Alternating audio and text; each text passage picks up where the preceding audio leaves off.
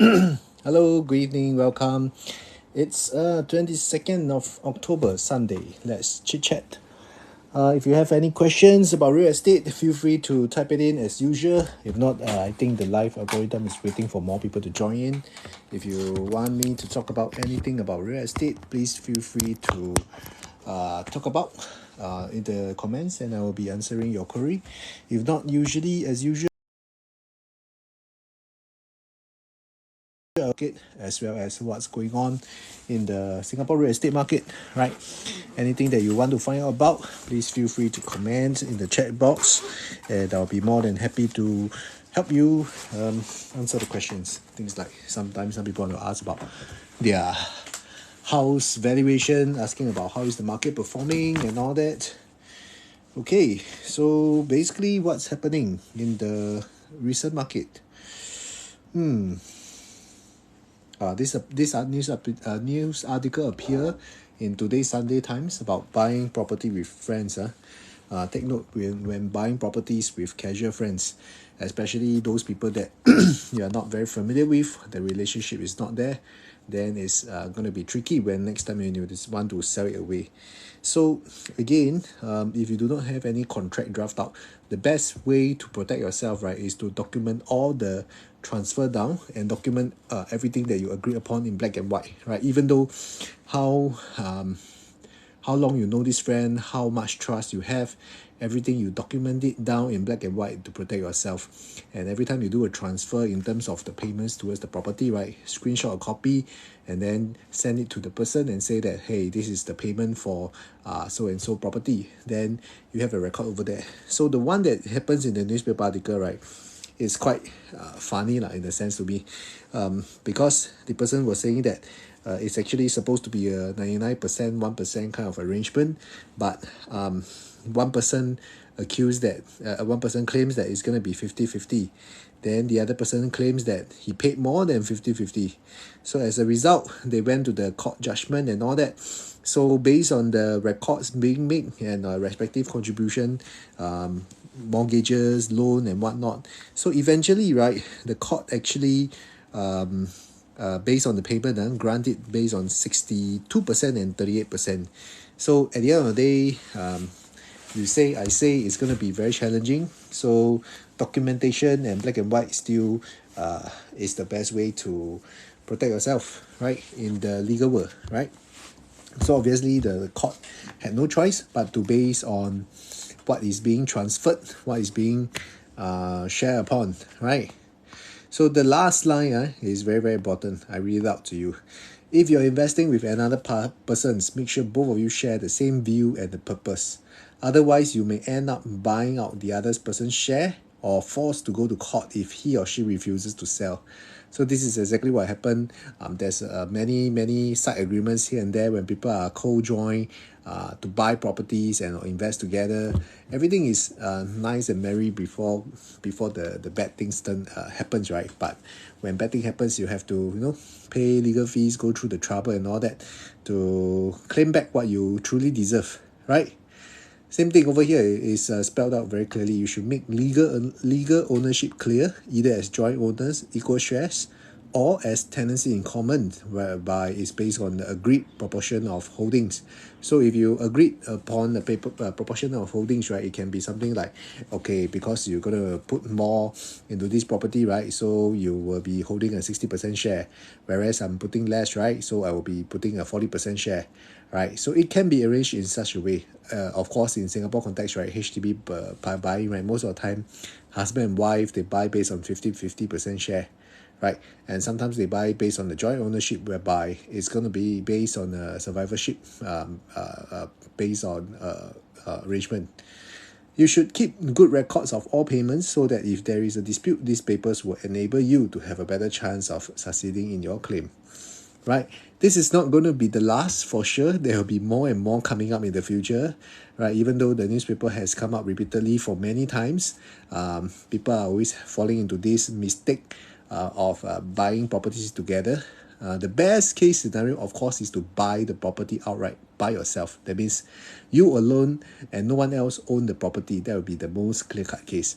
But of course, if let's say you have to join forces and buy the property with another person, right? Please make sure that you really jot down all the documentation. Make sure you protect your rights so that if anything happen in the future, then at least you still have all these documentations to protect your interests, right? So that is the situation, right?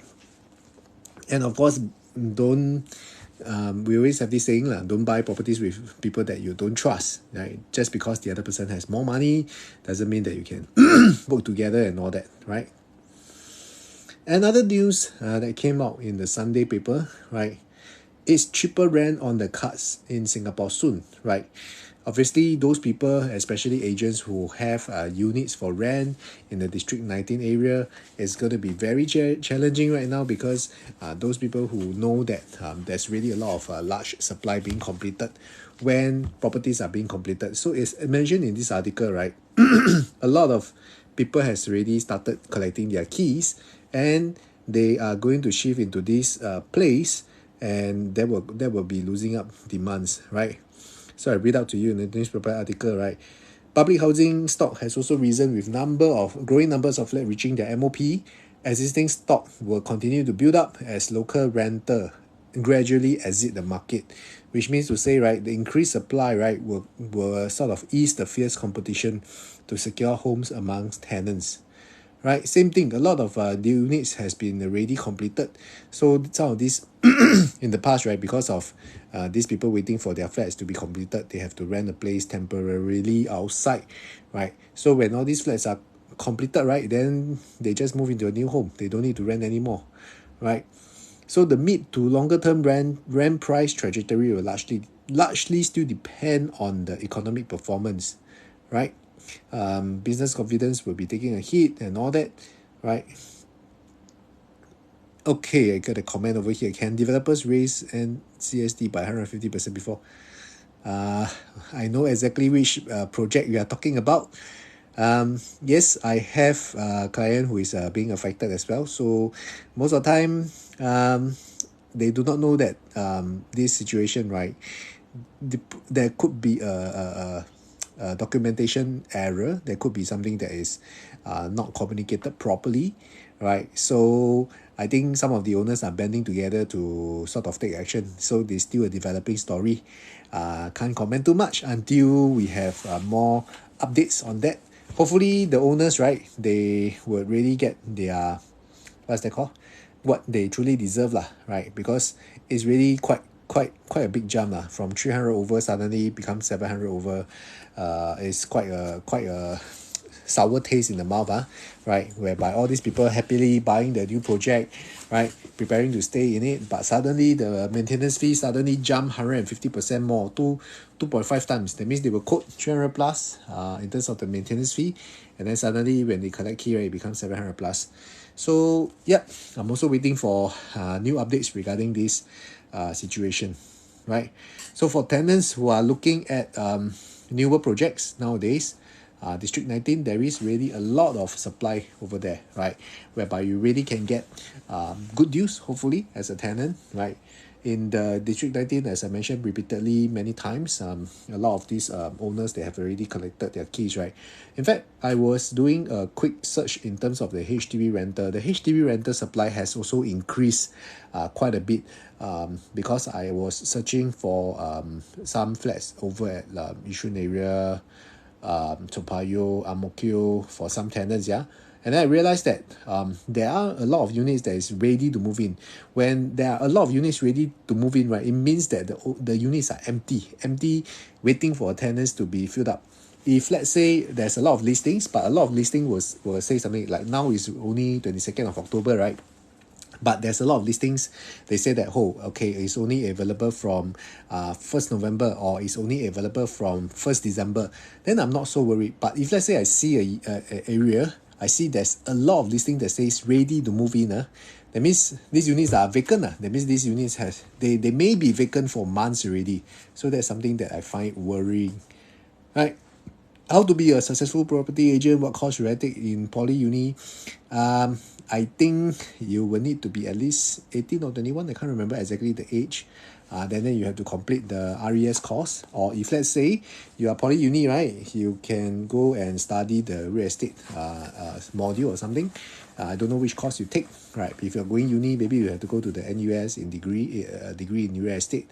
That one, when you go and take your RES exam, right, there's a lot of modules that you'll be exempted, right? So I don't know which path you are going into, right?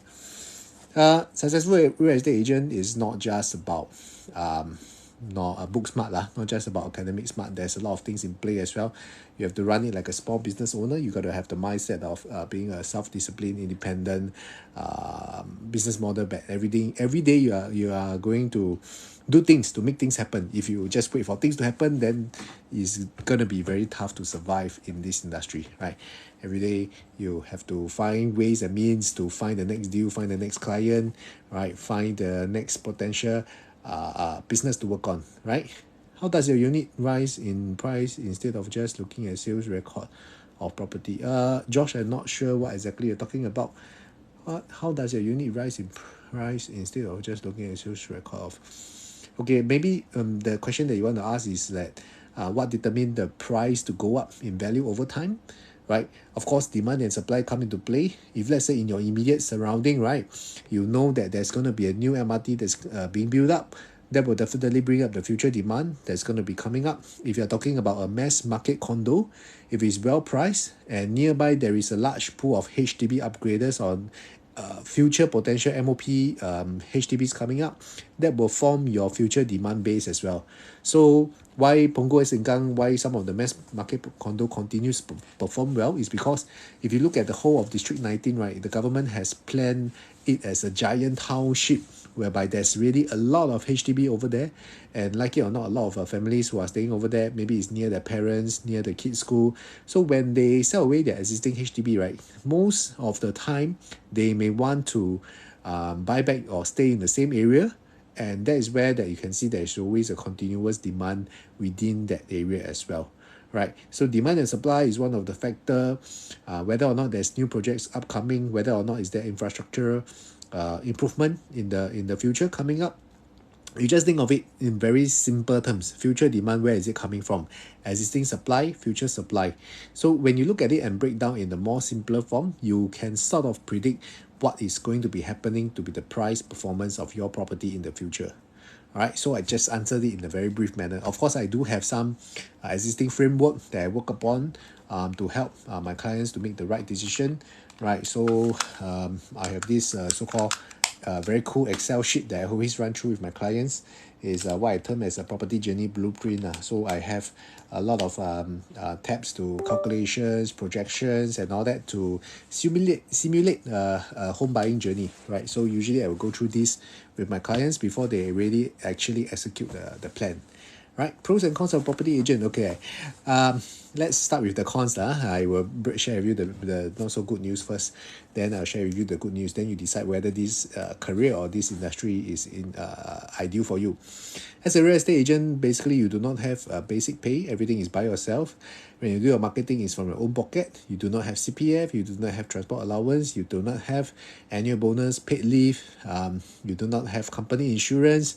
You do not have your boss telling you what to do, your boss giving you direction, your boss telling you where have good money to be made. Everything is by yourself. You're independently run. Okay, so this is the not so good side of a real estate agent. You do not have a basic pay. I repeat again, no basic pay, right? Of course, the pros is that you're on your own. You are like a freelancer, so everything is by your own. You can make it's a rewarding career if you know how to work around it. Definitely competition is high, but of course you have to find your niche. That means you have to find what you are good at, then double down on it. Make sure that you have a market for what you are doing.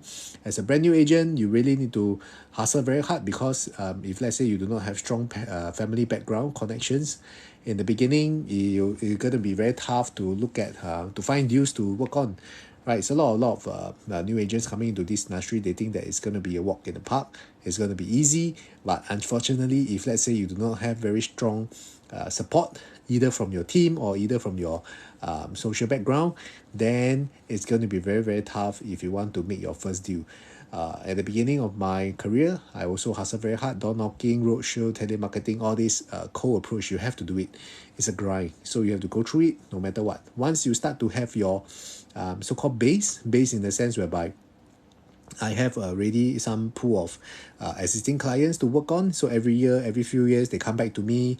I have deals to work with them. Then that forms like your existing base of clients that you know is like your basic income. Then from there, you have to grow even more by reaching out to more people, right? So you do your marketing, you do your social media outreach, you do your mailers, flyers, and whatnot. So there are paid ways to grow your business. There are little money ways to grow your business. There's no such thing as free. So the only way to grow your business is you pay with money or you pay with sweat. Right, that's the only two ways that you can grow your business. No other ways.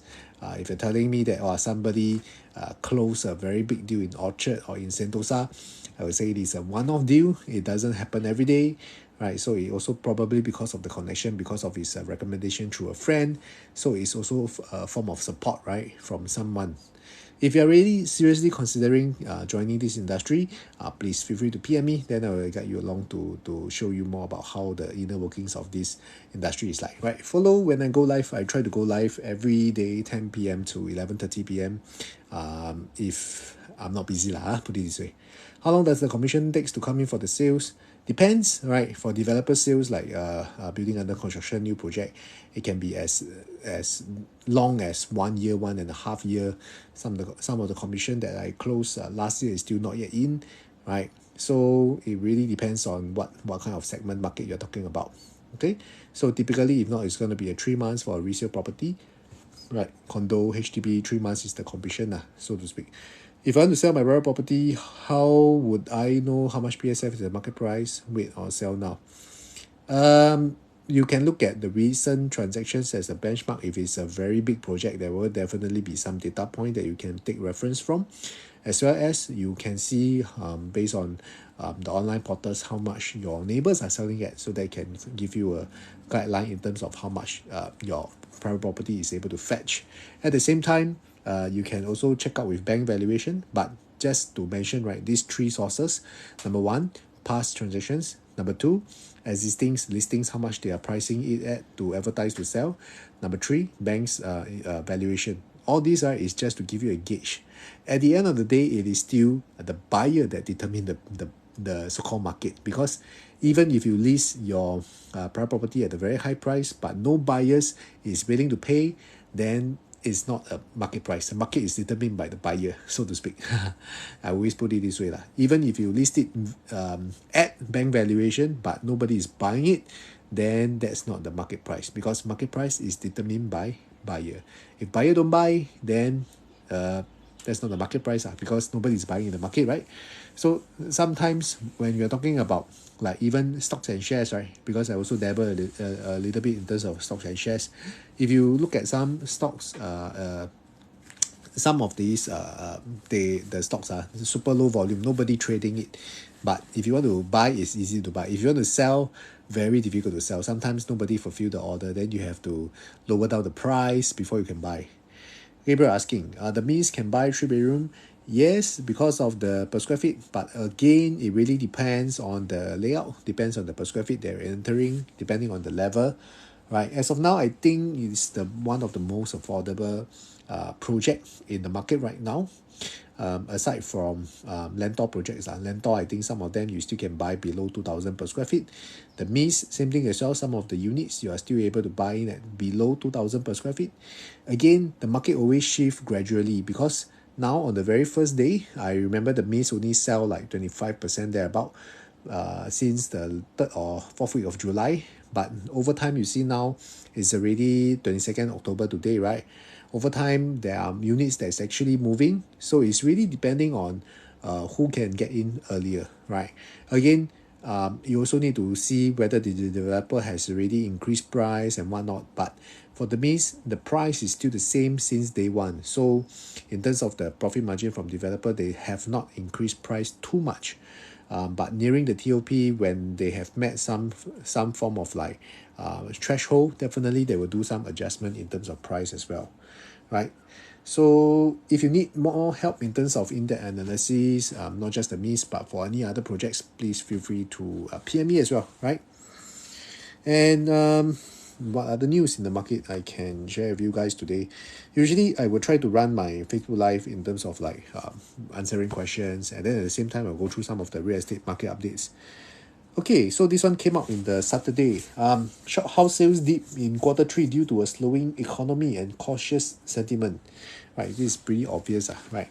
Because there are a lot of big players in the market. They are not really looking into the market right now because of the high interest rate. Because the interest rate is high now, and there is really a lot of mixed signal coming in from the Federal Reserve, from the US side.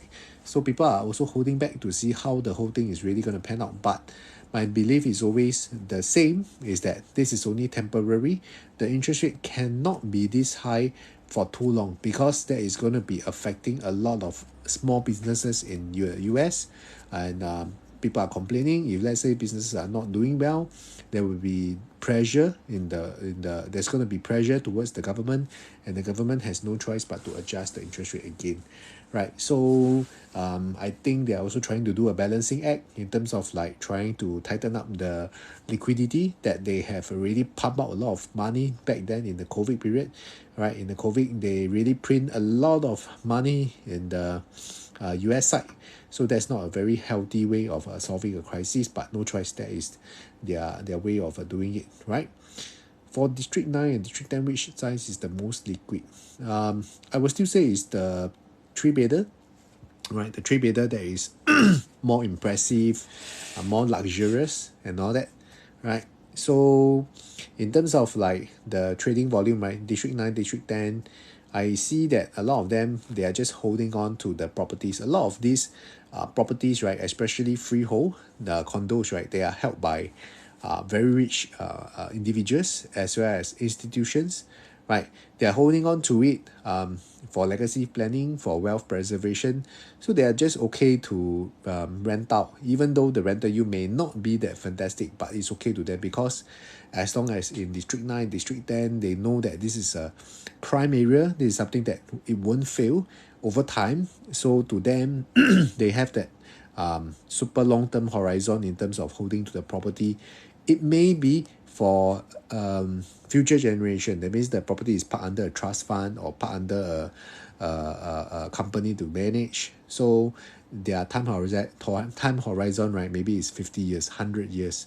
So to them, these people, they don't need to sell, right? So it really depends on what kind of objective you are meeting and all that. If let's say you are exploring District 9, District 10 properties, right? But again, three-bedder is like quite a normal, most transacted kind of unit type over there, I would say. Commercial property can buy for investment. Commercial property is a very huge topic by itself, right? When I started out in the industry, I also dealt with commercial industrial.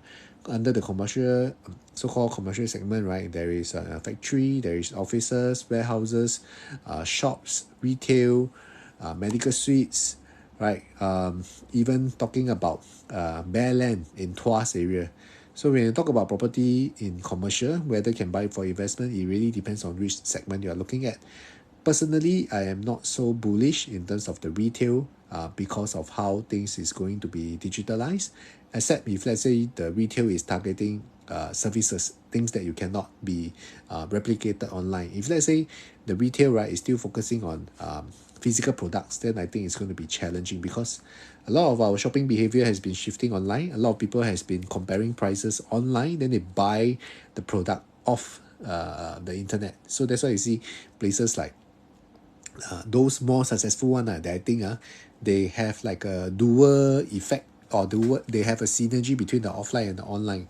Like for example, Decathlon, they have a very large shop in all over the place, but at the same time they encourage people to go and buy their things online and then just picked up from their shops or their warehouse, so to speak. So those businesses that only rely on offline shop front and all that, right, it's going to be challenging. Even F&B, in the sense we can't really buy it offline. But if let's say if the business never do marketing properly online, right, then it's going to be challenging for people to know where they are.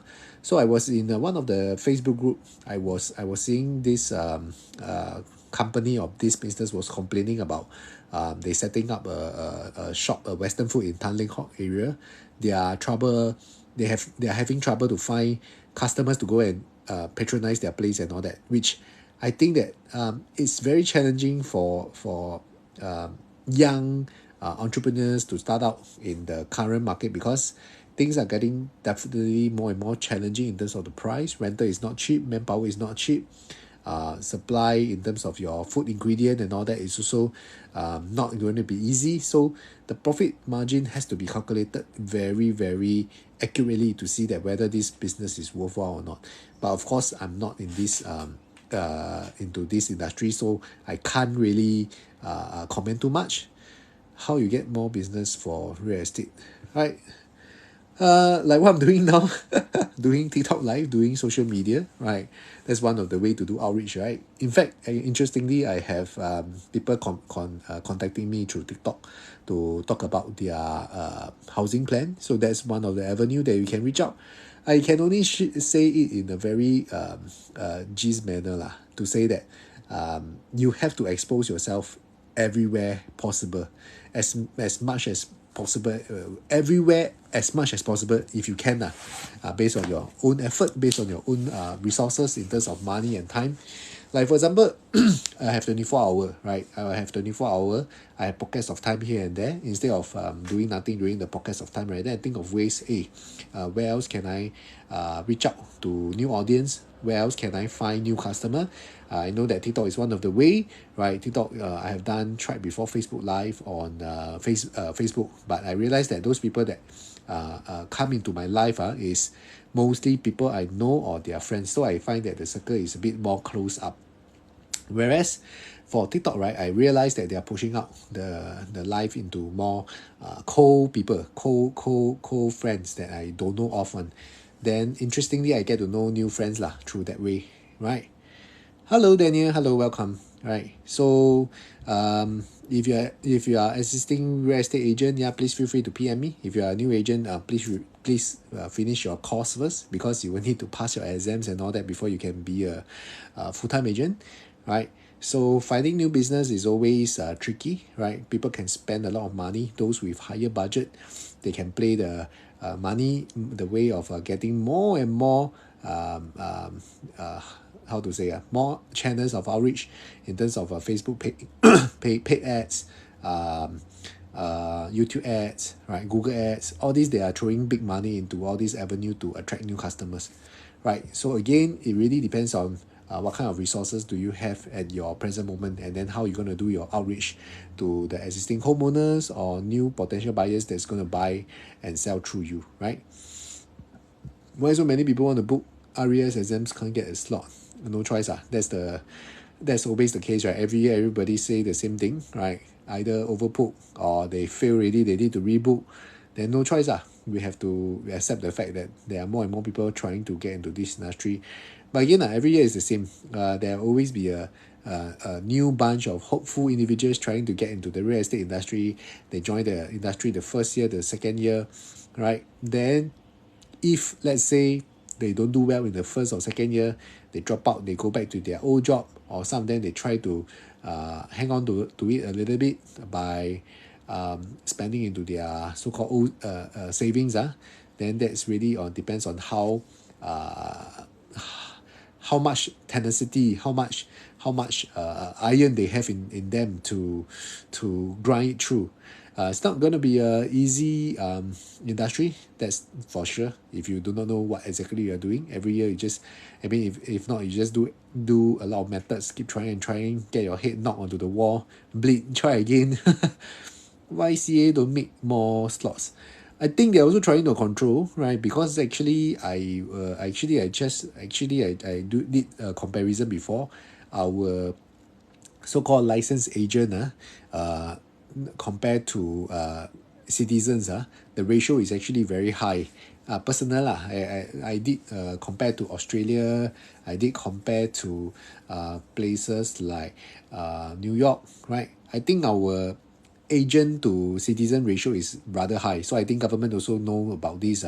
So they are trying to control the industry by not getting many people pass lah in a way. So there's if they say there's more and more competition, it's also definitely good for the consumer. If there is high competition, then consumer will get the best deal, right, so to speak, because competition makes the business more vibrant, right? So that's why we have so many interesting things happening in the industry, right? That we rarely see it happening 10 years ago. In fact of the matter is that 10 years ago, right, when I no, not 10 years, 2010, there about, when I joined the industry, I realized that a lot of the so-called agents, they are like, not the typical agents now we see nowadays. A lot of them is like, maybe they were being resigned or retrenched from their old job. They try to get into this field to get to do some buying, selling. Hardly I see like Unigrad and all these kind of so-called highly educated agents joining in this industry. But in recent years, a lot of them, like even the uni grads, they chose the real estate industry as their first choice to start work, right, as their career. So interestingly, I see more and more degree holders join the real estate industry as their first job. In the past, I see some people, they were probably like maybe 5 or 6 years into their industry, maybe accountant, maybe doctor, no, doctor impossible lah, doctor well paid, like in the healthcare or in the engineering field. Then they feel that their career is somewhat stagnant, or they want to change job. Then they will try and dabble into this industry. But now I have seen, like I said, I've seen more people, they chose this real estate industry as their first career. How many agents drop out a year? I don't think there is a figure, but I think those people who don't renew their license, right, they are the so-called dropout lah. I think right now the numbers is hovering around 35,000, 36,000 thereabout. So every year there will be some people they don't renew one lah. So there could be either because of old age, a lot of the senior agent they decided no point paying the yearly renewal fee, then they decided to so-called drop out lah. So senior agent is one of them. Some of the so-called 老江湖 old glue some of the old birds they decided not to hold the license anymore. Then they just don't renew the license. So every year we need to attend course, right? Pay some money to attend course to so-called complete the CBD points. Then obviously we need to pay the insurance. We need to pay the annual license fee, right? So there is a renewal fee that we need to pay lah, right? So to speak, in order to be so-called continue to be licensed as a real estate agent, right? So what else is in the news? Okay, there's another one coming up in the Tanglin Hawk area. 55,000 new flats coming up under the HDB redevelopment plan. Right, integrated project will be built on the site on the former Tanglin Hawk Neighborhood Centre. Launch expected under the prime location housing model. This is going to be very, very interesting because if people who are staying there, Tanglin Hawk is very iconic. So I saw the artist impression and wow, it looks like very, very nice place. But the only thing that I always share with people that is prime is 10 years. Prime housing model is 10 years. Plus also same thing is under 10 years. Right? No doubt, yes, the government is giving more incentive now and all that. But bear in mind that 10 years of your life, you are stuck to be in that place. So please really, really think carefully. For people who are very, very young, they are in their early 20s, 25, 26, maybe still not that bad. By the time you can sell, maybe you're in your late 30s or 40, still not that bad. If let's say you're still going for your condo dream, buying a private condo, buying a landed property, right? But if let's say people who are in their near 40s, right, if you go and choose a prime location housing flat, then you got to think carefully lah. Like the next time you can sell is going to be challenging, and not forgetting that it's not going to be easy to appeal because some people will say, anyway, if let's say if I can't fulfill the full 10 years, if let's say there are some changes in my family demographic, right, I can always write in to HDB to appeal to grant me the waiver of the um, 10 years MOP. Then I would say that it's not definitely not going to be easy, because this 10 years thing is act as a deterrent from people to speculate the housing market. So I think the government would try to strongly enforce this to prevent people from trying to so-called take profit from the the prime location housing. Right now, I think most of the details is still not yet out. I will the last that I see, I think the PLH, right, they were saying that there is a 6% resale clawback. So if you think of it this way, $1 million, right, 6% is about 60,000 there about. So will it sell higher than that? Will most people try to price their units higher than that? I think that is for sure. But the thing is, whether or not there is a buyer's demand able to afford that kind of price point, that is also another question. So developer always do things in such a way whereby they do know the effect of people going for prime location housing, right? Definitely they're going to make more as compared to the so-called non-matured HDB, the HDB that is not so centrally located. So we know that, like for places like Tiong Bahru, Redhill, Tanjung Pagar, places like these, right, these owners, when they reach the MOP, right, we can see the spike really happening in terms of the price jump. I always say this as a price jump lah. From BTO to the MOP, right, there's definitely going to be a price jump. Why I say so is because the matter of fact is very simple. If today the buyers that is able to buy BTO is so limited, right, there is a lot of restrictions in place, like the income cap, the citizenship, family nucleus, all these kind of family eligibility to be qualified for before you can apply a BTO. So the buyer pool for BTO is definitely going to be small, as compared to in the resale market. When it reached the resale market, right, PR that both husband and wife are PR above 3 years, they can consider to buy a resale HDB. Anyone that has the income or exceeded 14,000, they can also go and buy HDB. Anyone who sold their private condo after they wait out their 15 months, of course, they can also go and buy the resale HDB. So the resale HDB buyer pool is definitely going to be much more as compared to the BTO. So that means that there's a lot of free play when it goes to the resale market. So people always want to go for location in terms of their lifestyle and all that, right? They want to stay near the CBD area. They want to stay near the central area, so that it's easy to get around, going to their workplace, going to visit their friends and family. So definitely there will be people who pay premium for centrally located HDBs. And not forgetting that COE is getting more and more expensive. So staying near to more centrally located places kind of makes more sense as compared to in the past, right? And of course, staying very, very near to MRT is also getting more and more important. So I think let's see how it goes in the future. I really hope that this PLH model really does its magic. Hopefully we will see a more stable resale market, a resale HDB market, whereby people are buying and selling truly for their so-called own use instead of speculating.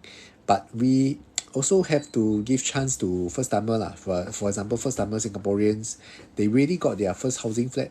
It's like a stepping stone for them to form their next private condo purchase or the bigger flat purchase. So this profit jump that they enjoy, right? Like for example, resale flat they buy at say 350,000. Next time when they sell, maybe they sell 700,000. So there is a 350,000 jump in terms of their asset value, right? That once they so-called sell away their HDB, right, they would have the money, right, to down pay for their next private property, right? Of course, this husband and wife, they must be also doing well in terms of their career, whereby they have high combined income. Then it's very comfortable for them to go on to their next private condo, private property journey. That is the situation for most of the clients that I met nowadays, right? Hello, those who have just joined, right? Help like and share if you can. If not, follow, so that whenever I go live, you can see the notification. I will try to go live every day 10 p.m. to 11:30 if I can, right? What else is on the news? Jurong, the JTC upcoming facilities in Jurong, housing advanced manufacturer. Okay, there's a lot of things about the Jurong sector that not many people is aware of right now. Of course, Jayden is coming up.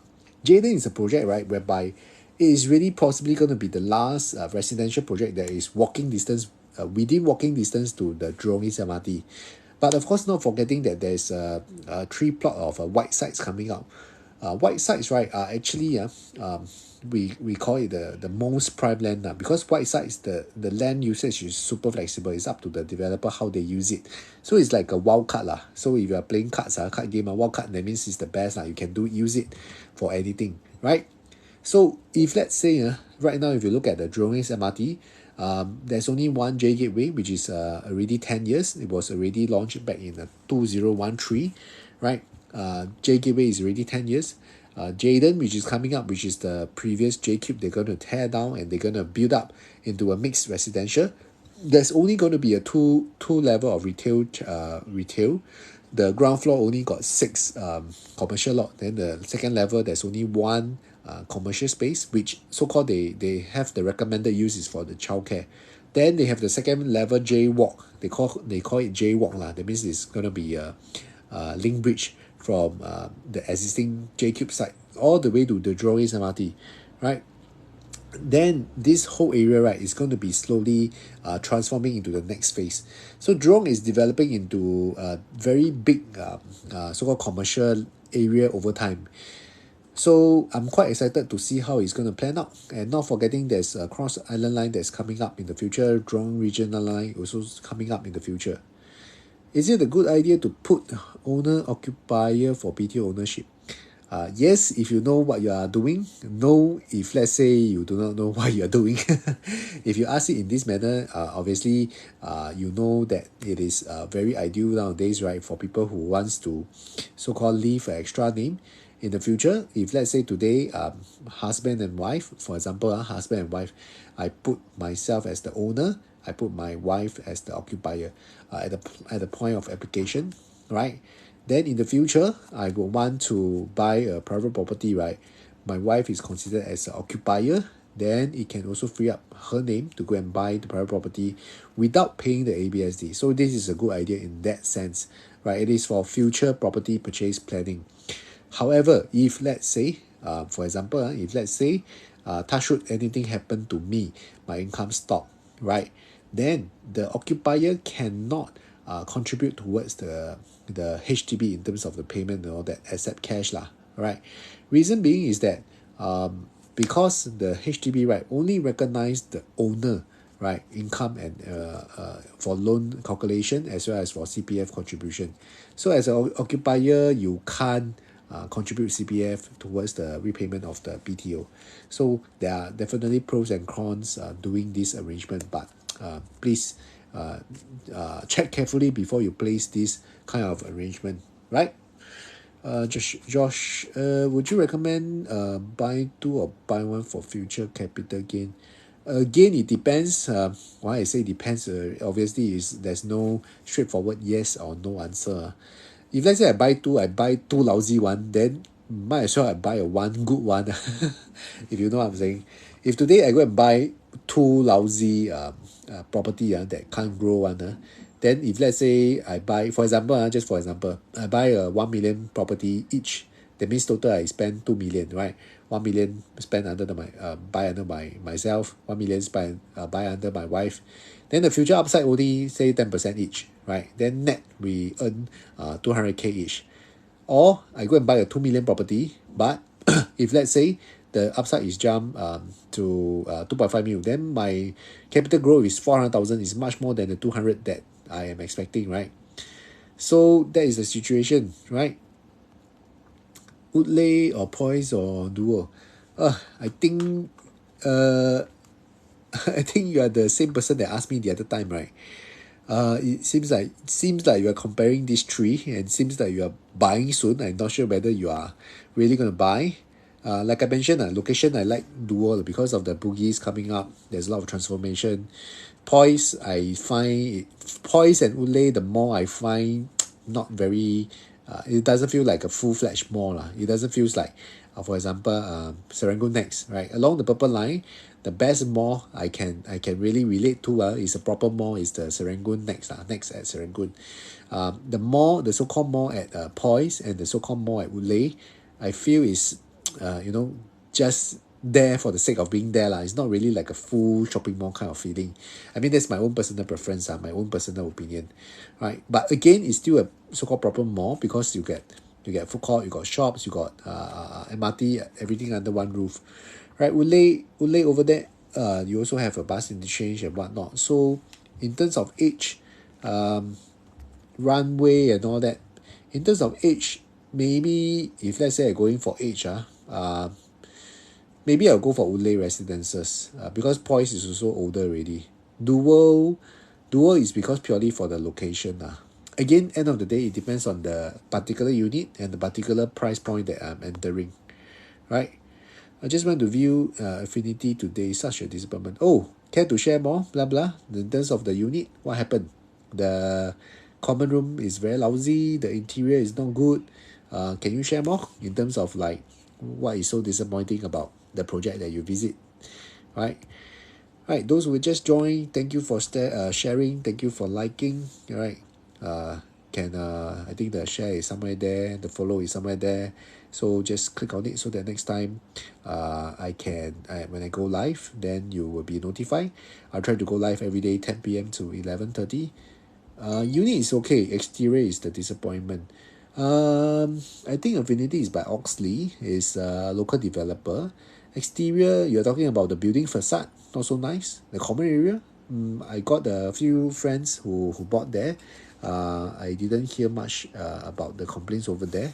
I think it's quite okay for them, right? Which are the new estates that will have the most $1 million resale HDB?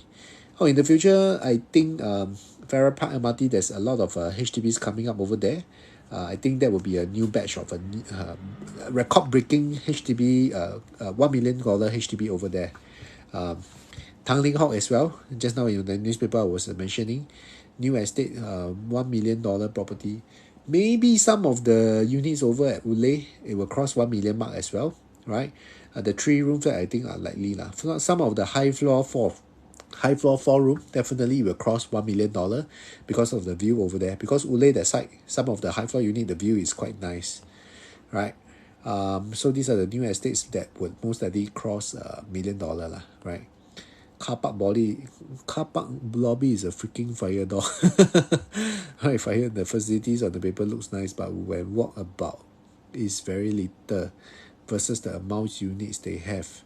Oh, I see. But the layout for Affinity is one bedroom is nicer than garden residences. Okay, makes sense. I've sold both Affinity and Garden. Garden is a more like a mid-sized project lah. But I think in the long run, right, resale, because of the buying selling happening in the market, right, I think Affinity is still better, right? Even though yes, some of the exterior facade you find that is not really impressive, but facilities on the paper, I think the pool is quite big, right? Affinity, the middle pool and all that is quite big, right? When you walk around, it's very little. I think it's still quite okay. I have not yet really go down there to go and visit around, but I think from the videos that I'm seeing and all that, seems like quite okay. Any thoughts on the Bukit Batok ECs? The new one is called the Lumina Grand. I think likely it's going to be launched January next year. Anyone interested, please PM me. Right, for ECs, right, you need to do a lot of preparation work before you can go and buy. Because of income, because of existing HDB if you have. The ECs, definitely you see another record-breaking price in the Tampines plot. So you can see that developers are getting more and more bullish in terms of bidding land for ECs, right? Because they know that that is probably the last option for HDB upgraders to upgrade into. Because today, if you look at the cheapest new project in terms of mass market, right, we are talking about projects like Arden 1007, 1008. We are talking about projects like Lentor 1009, 2000. Projects like Lake Garden, the Mist 2000, 2001. If you break down in terms of the numbers, right, it is going to be getting higher and higher. So some of them, they do not want to pay so much for the 3-bedroom, right? Then the next obvious choice is to go into EC already. No other options that they can so-called upgrade into. If let's say they want brand new lah. If not, they have to go to the resale condo, right? So that is the situation that's happening right now in the market lah. Any District 9 or 10 new launches in 2024? Oh, 2024 D1910, I think mostly no more already. Wharton is upcoming. Wharton is in District 11. Wharton House. That one is not is a atas project. So that one definitely is going to be 3 mil and above. 3 million minimum. The projects are quite nice and impressive. Aside from that, D9, D10, I think don't have already because moving forward, I think en bloc is also going to be challenging because of the ABSD. If you know the District 9, District 10, right, we have quite a high number of foreigner ownerships over there.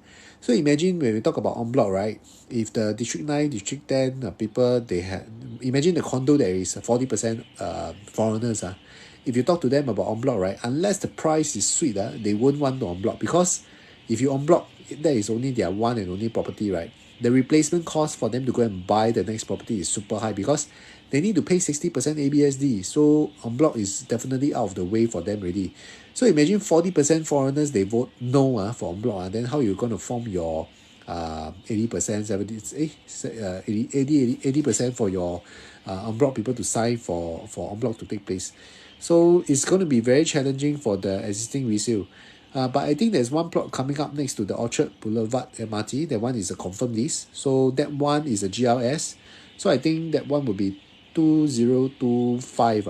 It won't be that soon. Early 2025, maybe Q4 2024. That one will be launching.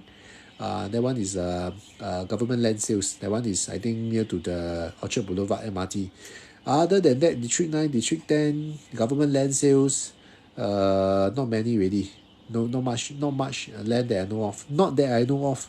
If I know, I will let you know. But not that off my mind, I don't think have. Bidadari estate not subject to BLH once MOP will pull out the District 13 condo price.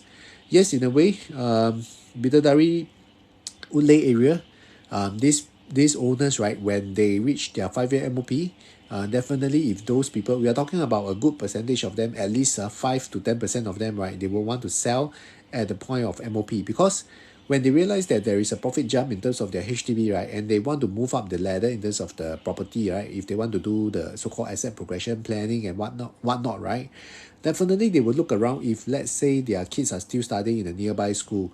Like for example, over there is the what's the school name again? St. Anthony Primary. What else is there? There's quite a lot of good schools around the District 13 area, right? So if let's say family with young kids, their kids are still studying in the primary school nearby, they got no choice. They have to upgrade into the private condo over there. If not, they don't sell. If not, they will just hang on to it. Then they will upgrade to the surrounding area. So it's either northward or southward or eastward or westward.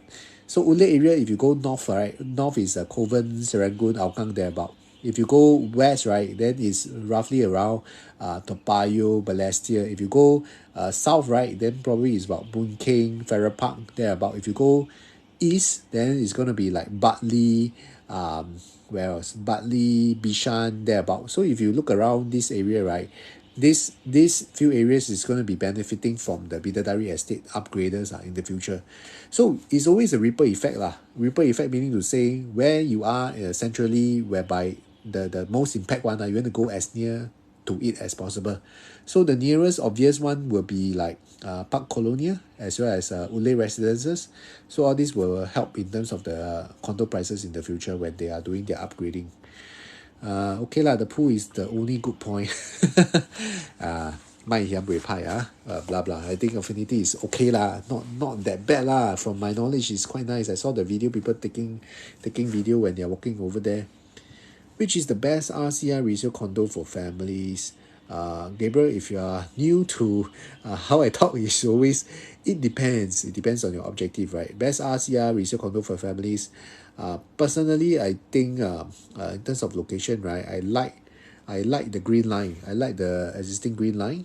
Places like Tiong Bahru, Red Hill, thereabout. That kind of area because if you know, like the rental yield along the Green Line is always quite strong one in terms of the tenant mix and all that. But for families, it really depends. Like if you have kids, the kids are studying at where, then where is your commute area? Where do you work? Where do you always hang out? Your social interactions and all that, right? So it really depends on the objective for the family, right? Boon Keng area is quite nice also, Farrer Park and all that, right? So along Purple Line is also getting more and more popular in the recent years. Once the MRT line is up, more and more people are becoming accepting into this area. So again, it really depends on the family's objective, where their kids are studying at, right? But if compared to garden residences, the area quieter and view nicer. Yes, I agree. From where garden residences is, you walk to Chom Chom is nearer lah. But next time when the Cross Island Line is up, Serangoon North MRT is going to be up in 2031 or 2032. Affinity is closer to the MRT because one of the exit points is in between block 150 and block 151, if I remember correctly. Yeah, so from Affinity, the main entrance is walkable to one of the exit points. So that is one of the so-called potential upside in that area, right? So it really depends on what kind of condo that you prefer to stay in, right? But talking about upside, my thinking is that maybe Affinity is better lah in that sense. How is it possible that some property guru can own so many property with little or no money down? Not to comment in terms of what they are actually doing. When you talk about owning, there's no such thing as owning 100% outright. Even when people saying that, okay, I have 3 condo, but if you talk about it, your 3 condo, is it fully paid? If it's not fully paid, you don't really own it because the bank still own it in a sense. If I still have 50% outstanding loan, that means let's say I just take it for example, I got 1 million property, right? By right, you are thinking that wow, my net worth is 3 million, but no, because my 1 million property, right, still have 500,000 outstanding loan. That means my actual net worth is only 1.5 mil lah, because after selling that 3 property, my own equity is only 1.5 mil, right? So the thing is, this so-called property guru that own many properties, they are sometimes in multiple ownership arrangement, which just now when I talk about the ownership arrangement, please be careful. Please make sure you draft out document to protect yourself. When you talk about little and no money down, they are doing co-sharing lah. That means like for example, 4 of us, we combine our forces to go and buy a property, usually commercial industrial property and all that. We draft out agreement to make sure that we sell in which benchmark, what kind of requirements met, then we have to sell. But again, personally, I would think that if let's say you have the resources, please go and buy the property yourself alone. That is the best case scenario. If you really have no choice, you want to pull together, make sure that you find the right partners, make sure that you find the people that have the same values as you, right? Don't find people that you find them not so trustworthy.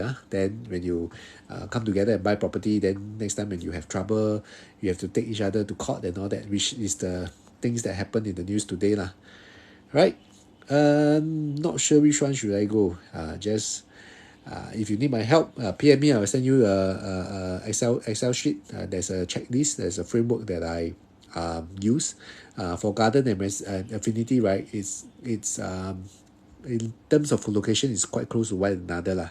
Right? So I have a checklist that you PM me. I will send you. Then you can use it as a point system to take reference because a lot of people, they try to use gut feel to assess, right? So that is the tricky part. So I have something developed when I learn from other trainers or learn from industry leaders.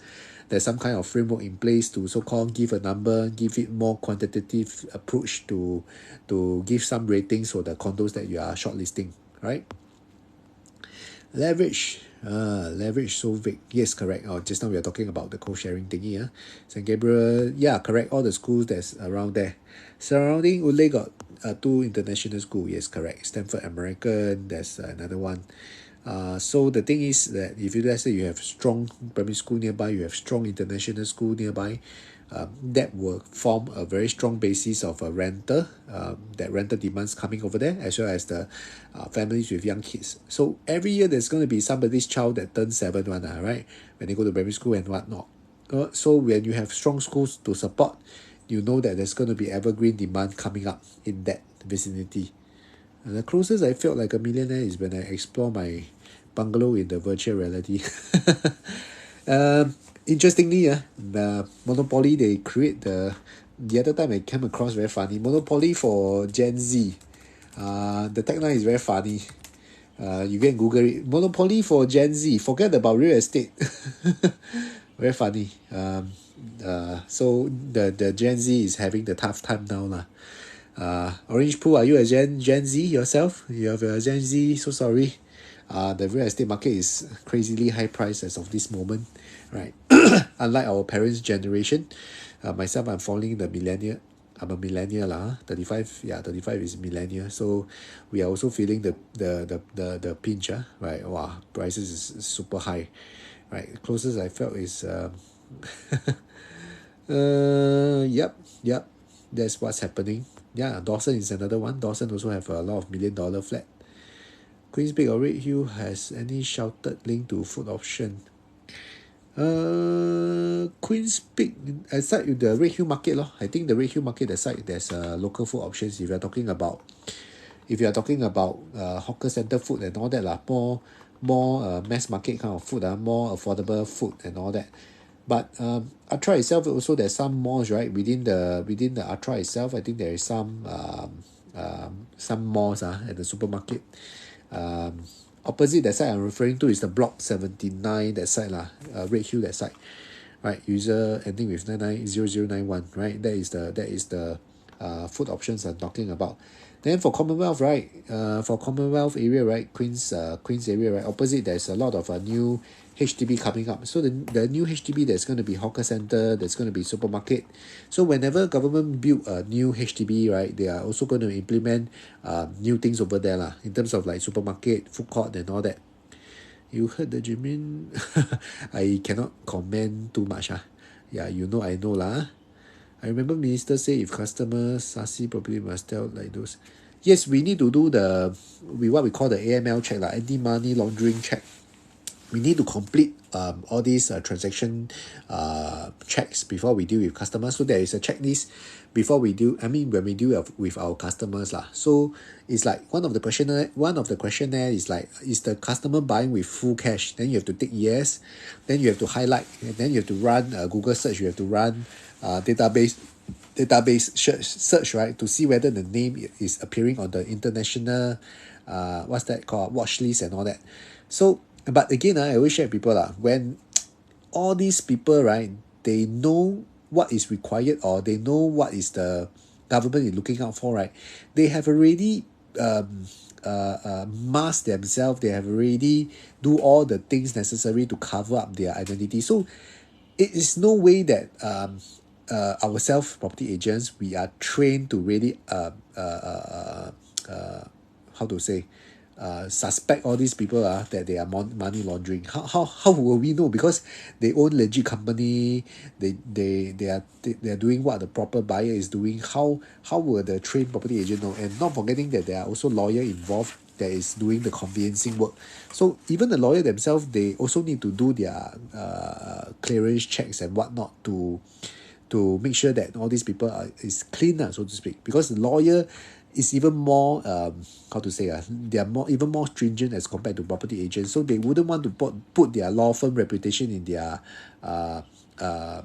risk, right? They also don't want to be the so-called reputation. They also don't want their reputation to go bad, right? Say, hey, wow, this law firm is famous for doing all the clients for the money laundering one. Wow, then not so good, right? Then next time how will they be able to establish themselves in the industry, right? So yeah, they legitimize themselves very well. They even do donation to charities and all that. So yeah, so that's the situation. Yeah, so you're Gen Z, Orange Pool. Very good, very good. Thanks for the follow, right? Thanks for the follow. What if 95% cash, 5% these people, they don't have CPF blah blah. All these people that we are talking about, the money laundering one, right? I don't think they even have CPF right? So they would call out for coffee lah. How come you got so much cash? Why are you why are you buying your property in full cash? That is the question that they will ask. July pineapple is all cash. Yes, that is one of the questionnaire. But the thing is these people, when they're coming into Singapore to buy up properties and all that, right, they also know that they cannot be so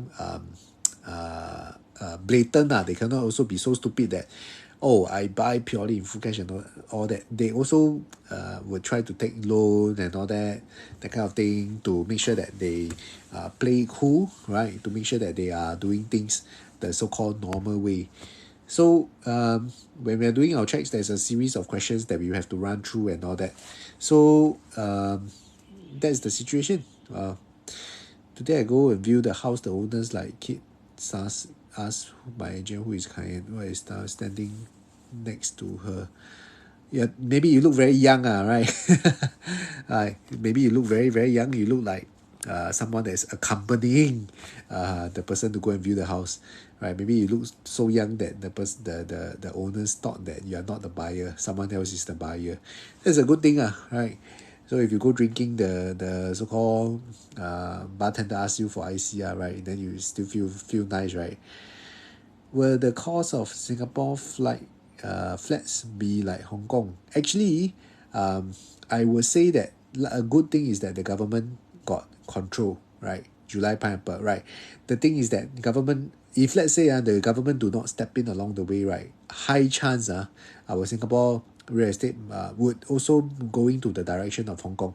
If you know Hong Kong, right, is very it's very dark in the sense how do I describe it is that the developers are all the big boys, right? They are somewhat in the cahoots with the policy makers and all that lah. So you see all the big developers, they are already buying up a lot of lands over there, holding up all the prime real estate.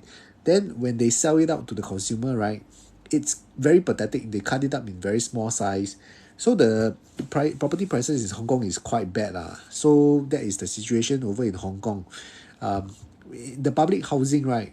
I mean, last I heard lah, the public housing, they also have a public housing scheme over there, but the public housing scheme is like you need to wait for 12 years on. So it's unlike Singapore. Singapore not bad already in the sense whereby our BTO is like, okay, you go and apply. If you don't mind the not so good area, not so good location, you sure can get one. I mean, that's what the Singapore government say lah. That if you, let's say you don't be so choosy, you are okay with the non-prime area, you're okay with places like Tengah, Woodland, Jurong, Tampines, the outskirt area. If you don't mind the outskirt area, you will get it within two to three tries. That is what the government is saying which I think is also true, because a lot of people they are aiming their BTO flat, they want to aim for the central flats and whatnot right? So if government do not step in and implement, right, I would think that very high chance that the path of the real estate in Singapore will move towards Hong Kong. So if you realize that Singapore government also introduced a lot of new schemes along the way, like, okay, the minimum size of the house must be on the average. Right now, some of the areas we're talking about is 85 square meter. So with all these so-called rules and system in place, right, that's why you see the condo that the government built now, I mean the developers build nowadays is not so small, what we call like Mickey Mouse flat because along the way the government also know that what the developers are doing. Developers, they are just profit making business, right? They are not doing a charity, so they have to take into consideration of their land bidding costs, construction costs, and all that. So they have to mark up and then they have to make a profit, right? So the developer, either they can carve out into a lot of small flats. Like for example, I can build 1,000 one bedroom units as compared to a mix of like maybe 500 one bedroom, 200 three bedroom, 300 three bedroom. Then if I know that there's a lot of demand buying for one bedroom, right, then I just build 1,000 one bedroom. I don't care because that's what developers do, right? I just want to make money, and then one bedroom is so easy for people to buy. I just build 1,000 one bedroom. But what's going to happen in the resale market? If suddenly 1,000 one bedroom flood the market, right, then everybody got no choice but to stay in the one bedroom. Then that's going to be unhealthy, right, for a living condition. Where got a family is able to stay in one bedroom condo. So good thing government is introducing good policies, housing policies, right? Of course, I'm not 100% pro-government, but some policies I felt they can improve. Like the one I always speak about is the singles. Our singles in Singapore is quite sad so to speak, right? 35 years old, then can they buy their house? They need to get married before they can go and apply BTO, that kind of thing. So our singles in Singapore is quite not on the fairer term so to speak. The previous National Day rally, right, I was hoping that they would do something for the singles. I was expecting that probably they would lower down the age from 35 to 30 years old. Then at least, some of these singles, they can go and buy their BTO flat and whatnot lah. But the biggest thing is obviously the standard plus prime flat that they came out lah. The singles, they also do some tweaking lah, but I don't think it's enough lah, right, so to speak. So that is the situation. Right, you look young. Thank you very much. TikTok filter lah. Integrated condo easier to rent sell. Okay, for integrated development, right, my take is lah, you just use a premium of about 15 to 20%. Right, this is my own way of assessing it. So rental and the sale is same thing. For example, side by side, everything else the same. Tenants will be more willing to pay a premium of about 15 to 20% for the integrated condo compared to the normal condo. Same thing, home buyers, when they're buying integrated condo, side by side comparison, right, they are willing to pay 15 to 20% higher as compared to a normal condo. Why I say so? Because integrated development, that everything is under one roof. Childcare center, bus interchange, MRT, shopping, supermarket, everything is just one lift down. No rain, no sun, right? I always share this concept with people. Integrated development, once you stay in it, throw away all your umbrellas. Don't need umbrellas anymore. So you don't need to buy umbrellas when you stay in integrated development. Everything is one lift down. Everything is so convenient. So people is willing to pay extra for the convenience. People are getting more and more lazy, put it this way. That's why those Grab can make money, right? So people are getting more and more lazy. They don't mind paying a premium for services. So integrated development is for lazy people. Just a joke. That's the situation now. 12 years, wow, sweat, yes, correct.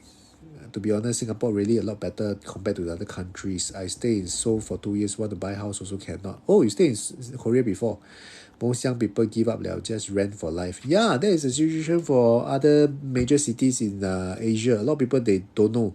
When I was in army, right, I shared this in one of my TikTok video. When I was in army, right, I got this Hong Kong boy. He's a Singaporean, but his family, the dad went to Hong Kong to start business. Then he come back only for National Day service. That means he totally never stay in Singapore and then he come back purely for National Day and National Service. What National Day service? So National Service. So when we were chit-chatting, right, I was telling him that, after army, maybe I have to faster get married. Then I want to get a BTO ready. Then we get my own house. Then when I say this, right, he looked at me like, wow, I some kind of rich kid. Then because at the point of time he really do not know how the housing situation is like in Singapore. So then he was telling me like, wow, in Hong Kong is so bad. Then a lot of people, especially the younger generation, right, they just rent their whole life and they give up hope in terms of buying their own property. That is the situation in the major cities in Singapore, in Asia. But in Singapore it's different. At least we still got BTO lah, so to speak.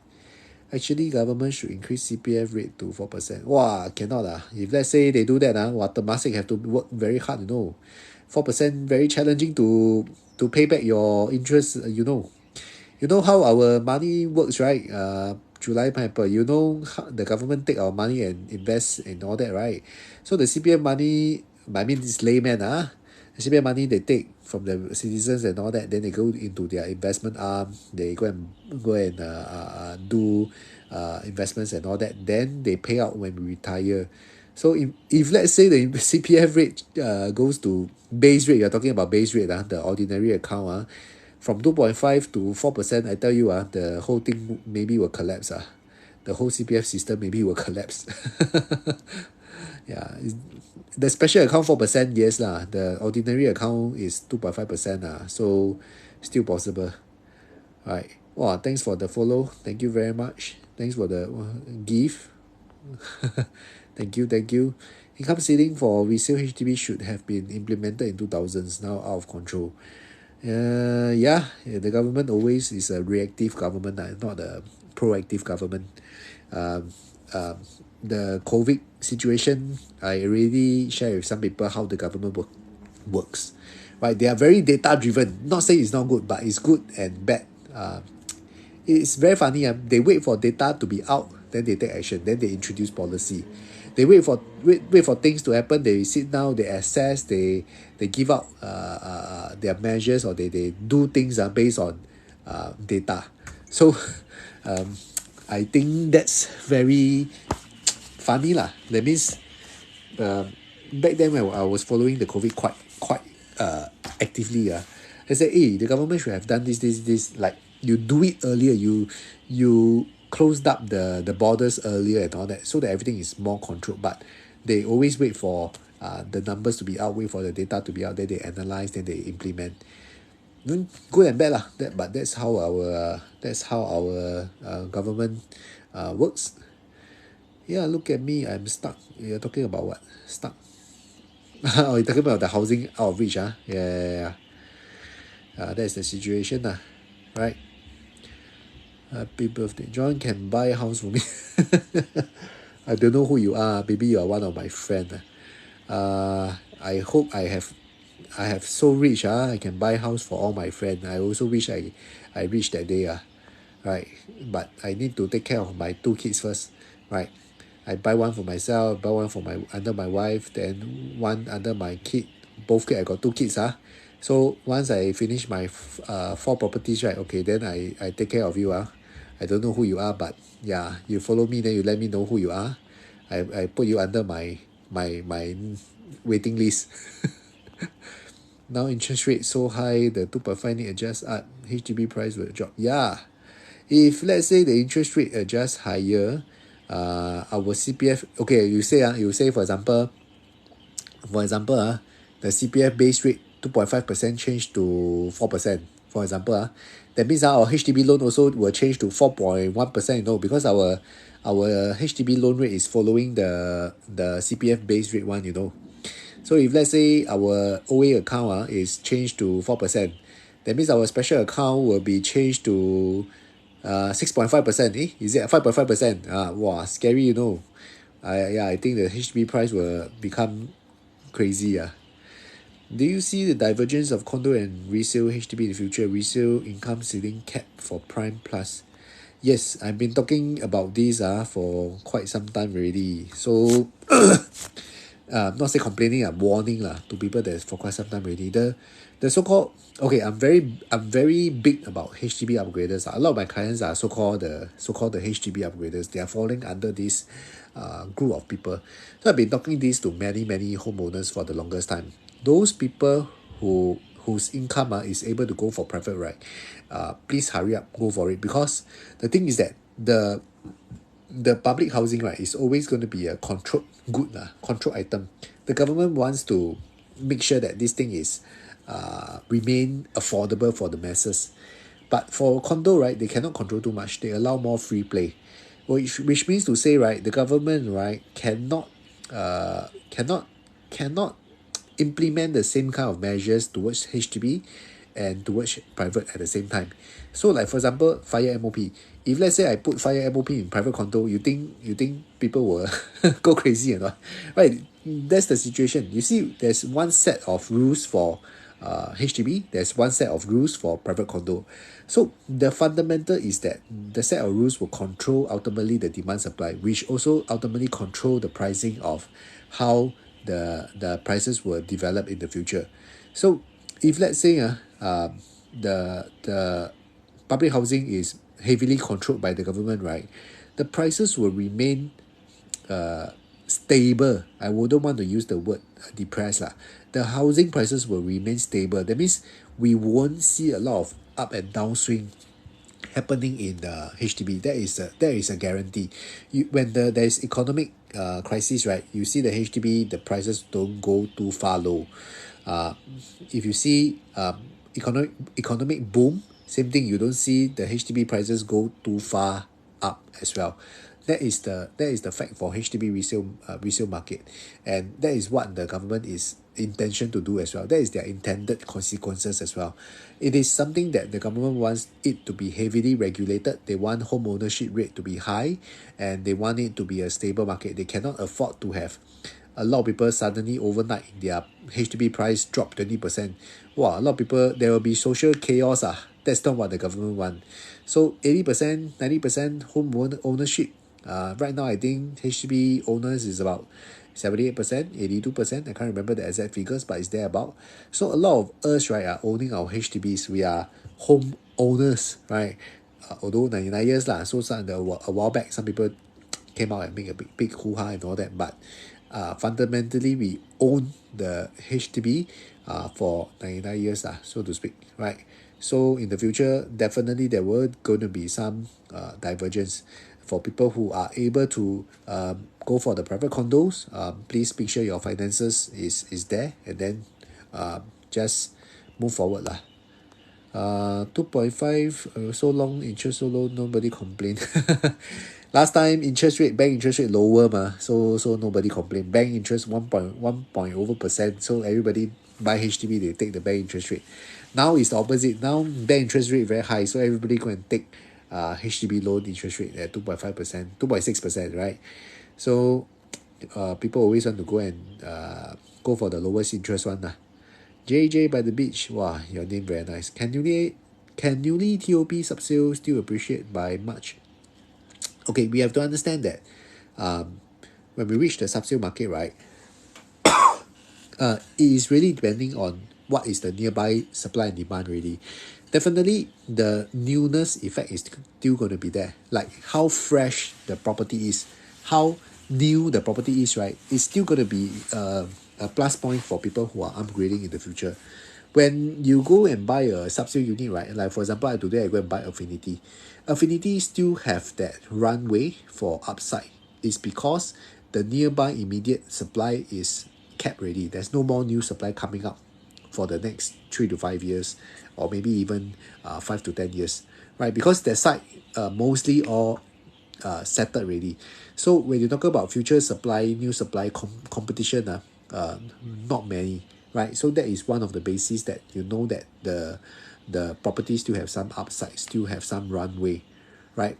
Plus, if let's say you're talking about new projects to be that you can choose from in that vicinity, right? It's only these two for comparison. It's always people compare the garden residences versus the Affinity, right? So people who wants a bigger kind of development, then no choice, they have to go for Affinity. Then if you're talking about place like even like for example District 20 Jadescape, is only that one and only project over there. If people want to go for the new project, no choice, they have to buy Jadescape already. No other projects that they can choose from. So the appreciation will still come, but it's not going to be like the spike that the first owner enjoy, right? The first owner will always enjoy the first TOP spike, whereby they buy direct from developer, they wait it out, then they sell in the open market. So the spike is definitely going to be more in terms of the first batch owner versus the second batch owners. But that doesn't mean that the second batch owner will not enjoy any capital upside. If you look at projects like the Minton, if you look at projects like Asperina, Quartz, those second owners that bought from the TOP owners, right, they still enjoy capital upside. So it really depends on a lot of factors. It's not just based on like, oh, I'm the second owner, so I don't make as much anymore. This is not true. Okay. If I missed out any of your comments, please retype because I'm just trying my best to scroll the comments. Euphoria is commercial property. This one is the same question. I think you came into the live late. Commercial property, office worth investing. Okay, office, right? There's also a lot of office. Got grey office in the CBD area. There's office also in the outskirt area, right? Office in general, right? I think the Singapore government will not let this segment go down.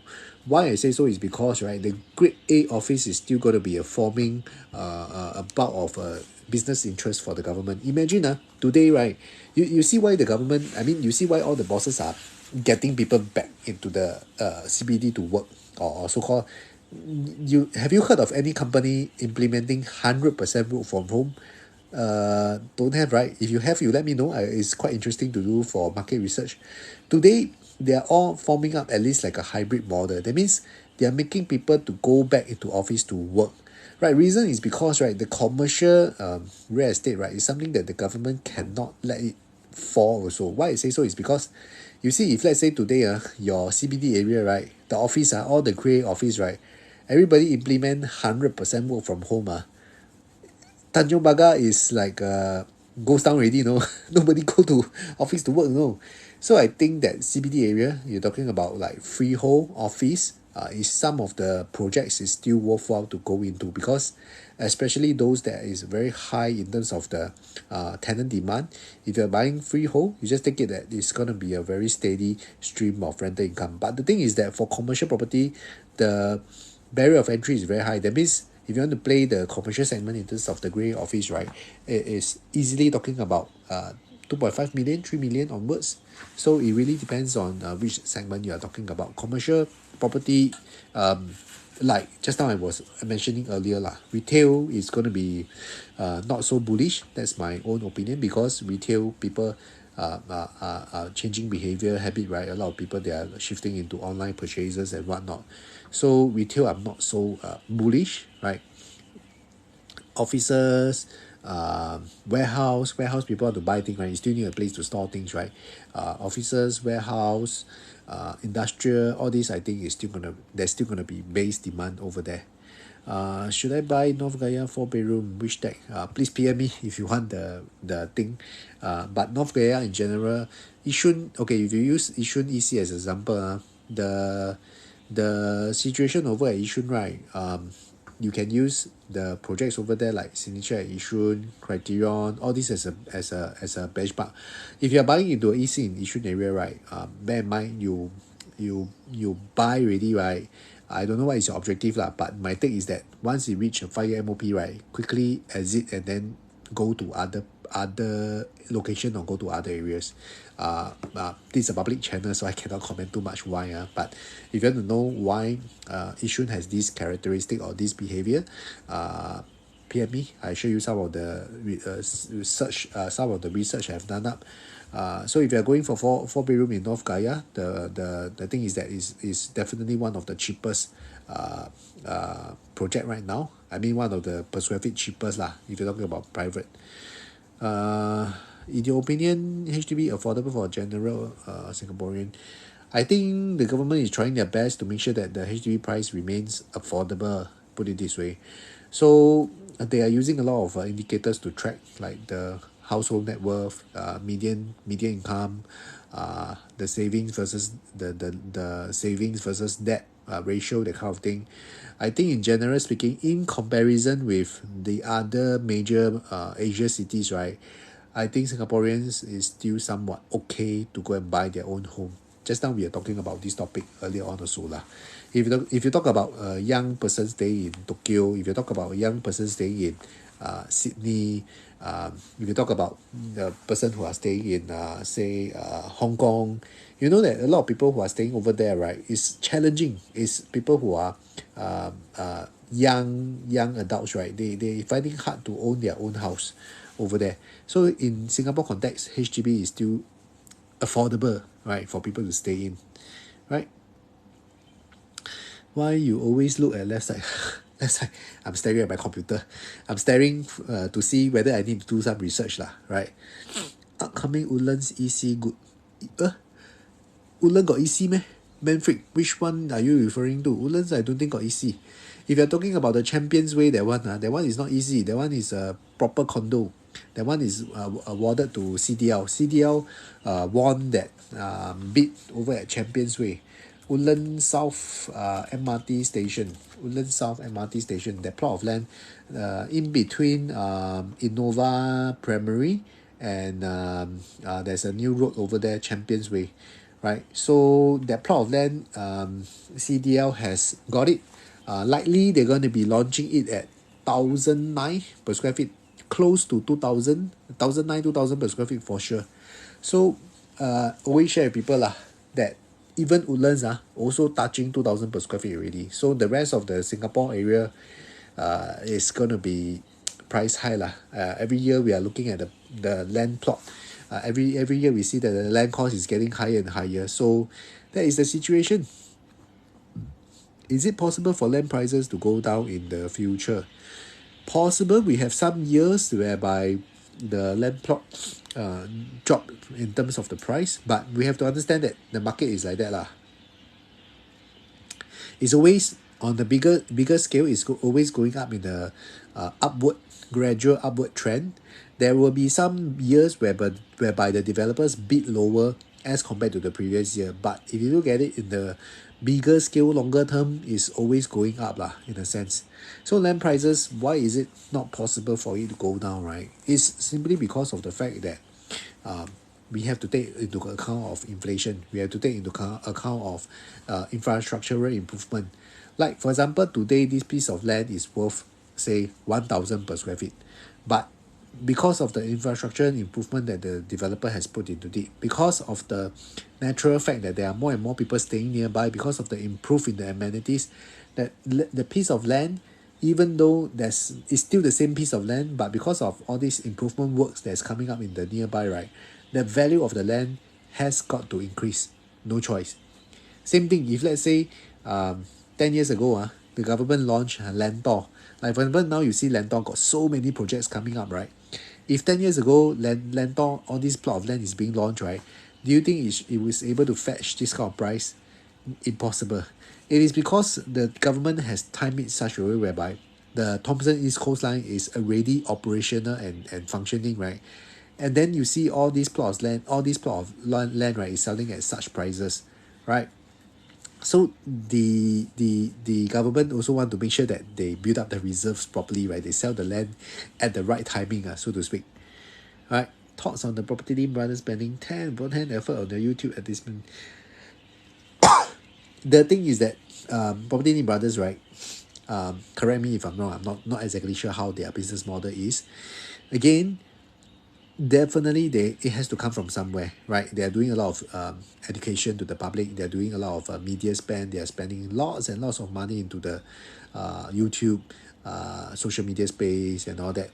So they will have to make this money back one way or the other lah, right? So yep, Josh, somewhat you are right. So that's the situation. Yeah. Anyone commented and I missed out? If you have asked a question or something and I missed out, please feel free to type again, so that I don't is apologies if I missed out your comment, because yeah, thank you very much. Follow if you want to see me go live. Whenever I go live, you can be notified. Eric, 没有 question 老师 welcome. If I work 6 months liao, earning 4.5k, when can I afford a 4-room HDB normal 的 are you married, Eric? Do you have a spouse? Working 6 months. You're working 6 months, are you employed? Are you a self-employed? Which location are you looking at? It's possible that you can afford already. Plus your girlfriend income lah, right? Plus your girlfriend income. If your girlfriend got income, right? Combine, you go and do the HFE. If you need my help, just PM me. Be able to help you and guide you along.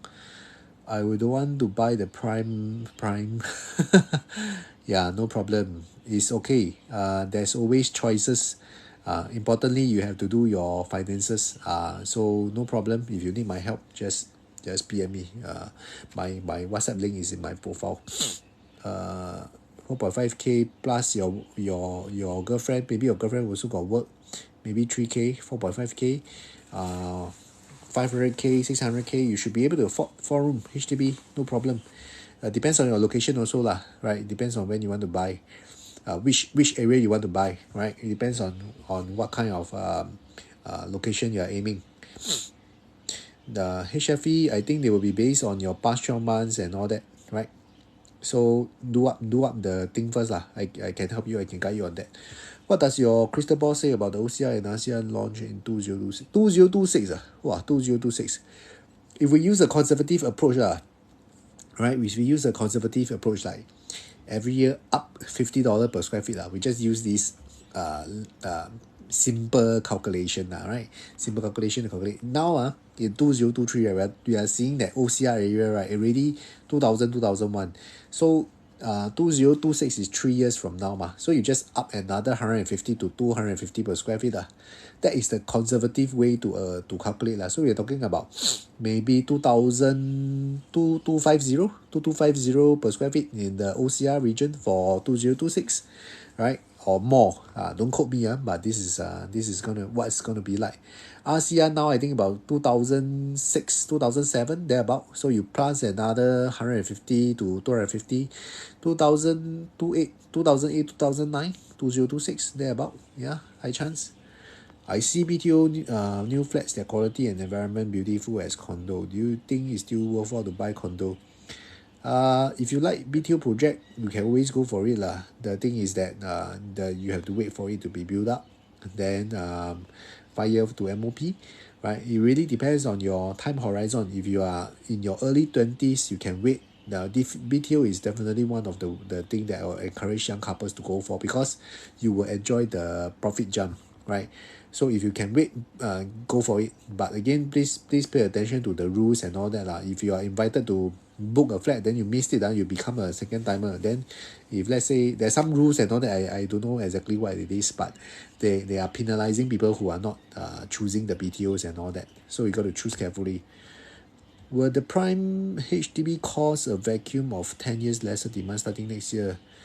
Casey, actually this thing is quite interesting to talk about. Actually, yes. When all these new prime BTO, right, they come out, right, because of the longer wait in the MOP, right, so there will be a period of time, I calculated it's about 13 years. There will be a period of times whereby there's not going to be new supply of resale HDB coming up into the central region. So the thing is, the existing owners, they will also know this, as a matter of fact, that there is no competition for the next 12 or 13 years. So the existing HDB owners are really the winners over here when all these things is being introduced. But again, it really depends on how people perceive these flats over here. If let's say, like for example, I use a Pinnacle and Duxton as an example. It's the most iconic HDB flat over there. It has all the fundamentals attributes. So people find it very easy to buy into this project, or this few HDB flats over at Pinnacle and Duxton. So these projects is going to be very, very interesting to see how it's going to perform, because not forgetting that age is still going to play a part for HDB, right? If let's say people find it very old already, will they avoid it? Will they stop buying? Right, that's the question that I want to ask lah, right? So for prime HDB flats, it really depends on how well located it is, and also the age of that HDB flat is. So again, it depends on how is it like. What do you think Jayden is gonna be like, average price? Okay, we can take reference from Lake Garden. Lake Garden is over at Lakeside MRT, right? 3 bus stop away from Lakeside along the Yuan Ching Road. Lake Garden is selling 2001 per square feet. Jayden, right? It's the central Jurong. It's the heart of the west area. I can say this manner because it's like Tampines in the east area lah. It's like Woodlands in the north area lah. So Jurong East is going to be the most prime of the west area lah, so to speak. So I think developer, if let's say they priced it at around 2,400 is not overboard lah. It's not 过分 lah. So if let's say anything below 2,003 per square feet, I think is a no-brainer lah. Just go and buy. Right, that's how I assess it lah, right? Of course, some people will agree, some people will disagree, right? Not forgetting that Sora is also going to be introduced. I think Sora is going to be launching in November, if I'm not wrong. I'm not sure exactly when. Sora is the plot of land that is just beside Lake Garden, and I think because developer has got this piece of land lower price in comparison to Lake Garden, I am hoping that the developer will help people by introducing a good starting price. So if you're interested, please PM me, then I can invite you to the preview as well, right? If you want to buy through me, honestly, I will try to do my very best to protect your interest in terms of engaging the entry price and all that, right? So that you are buying it at a safe margin, right? Average price of Jayden, I hope because it's a 40-story high building, definitely if you buy 30th floor to 40th floor, that range is going to be high in terms of per square feet already. So if let's say you're buying as an investor, then try to manage in terms of the per square feet entry price. Okay, try not to go too high price. right? Of course, if you're buying just for own stay, you like the view, you want to stay at the top of the top, then you don't mind paying a premium, just go for it lah. All right, welcome. Thanks, John, for the appreciation. Welcome, welcome. I will try to go live every day, 10 p.m. to 11:30. So, follow so that whenever I go live, you can be notified. What books we recommend for general education for well-informed Singaporeans? What books do you want to read? Yeah, very interesting. I think you're the first person who asked me what books to read. Okay, I think for critical thinking, for financial literacy and all that, I like to read a lot of things about making money lah, because I'm quite money driven because Singapore, if you're not money driven, then very jialat lah. So that's the thing. So obviously some of the books that you can always start off, the most obvious one will be like Rich Dad Poor Dad, Think and Grow Rich, some of these books that you're talking about financial mindset, the TR Factor $1 million mind intensive, right? So these are the mindset kind of books that I think is a must read for anyone who wants to be financially savvy. Then obviously when you go into more in-depth technical skill set one, you need to read books about marketing, you need to read books about sales, you need to read books about business. So a lot of books out there, right? If you just Google, right, it's very easy one. Top 10 business books for recommendation. There's a list of it, so you can go and read go and surf YouTube. Some of them they try to give you the book summary. Go and listen to the book summary first. So after listening to the book summary, you want to read more, then go and borrow the book. Our Singapore is quite blessed in the sense whereby most of the books you can borrow free from library. I'm quite impressed by the app. Recently I read a lot of ebooks from the app also, so it's quite interesting. All right, isn't it wise for married couple to separately own one BTO, one condo?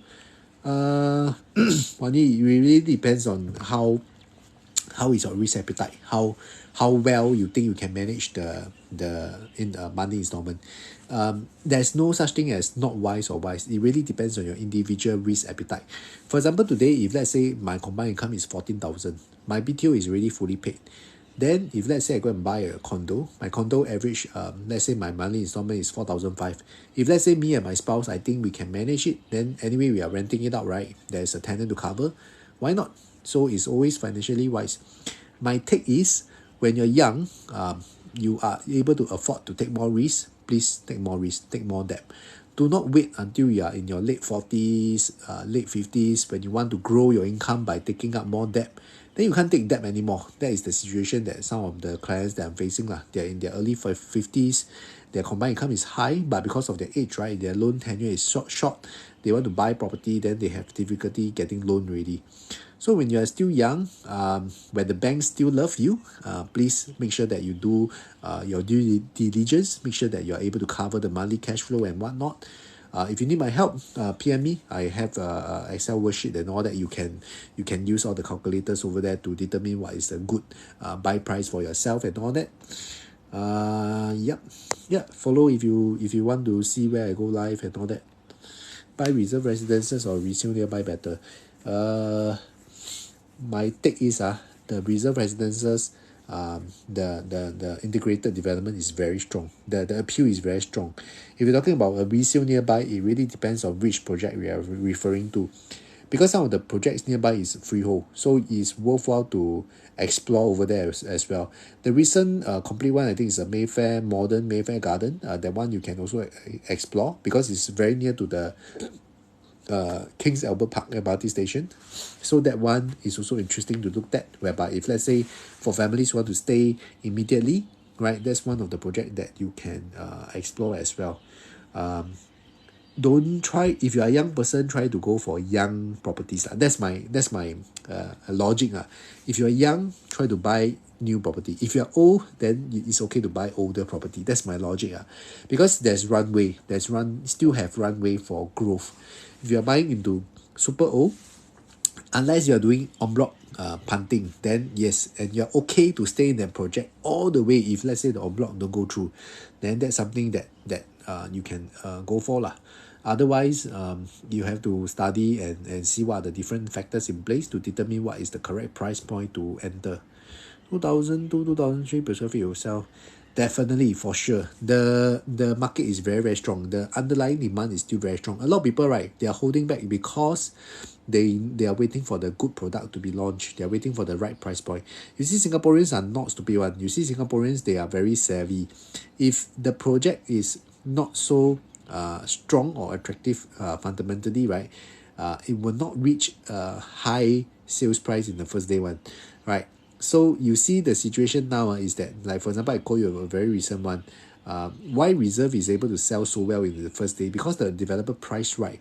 For integrated development next to MRT station, Beauty World is considered a RCR project. Why is it able to retrieve such a strong sales on first day launch? Is because the developer priced it right.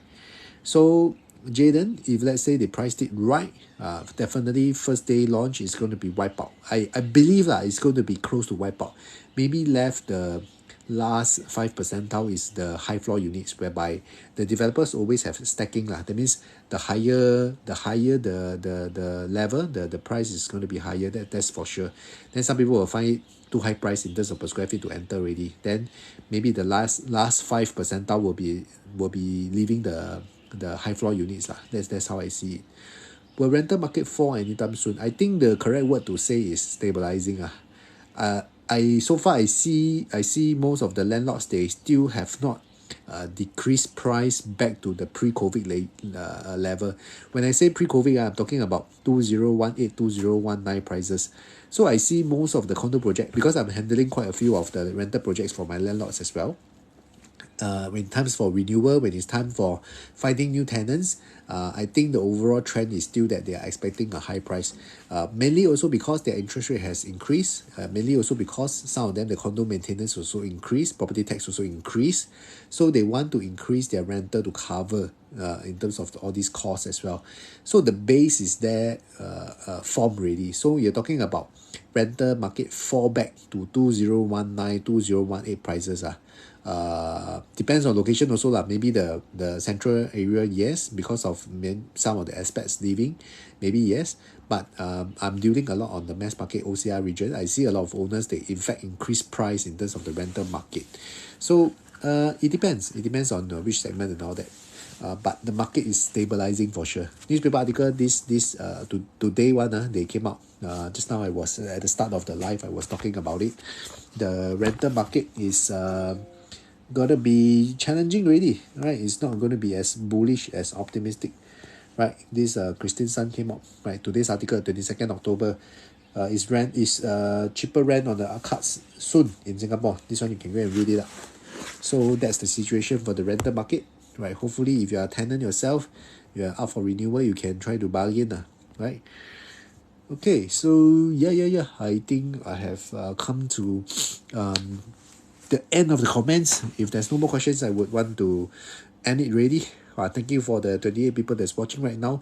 Usually I do live 10 p.m. to 11:30 every day. So today, because of the questions and all that, thank you so much.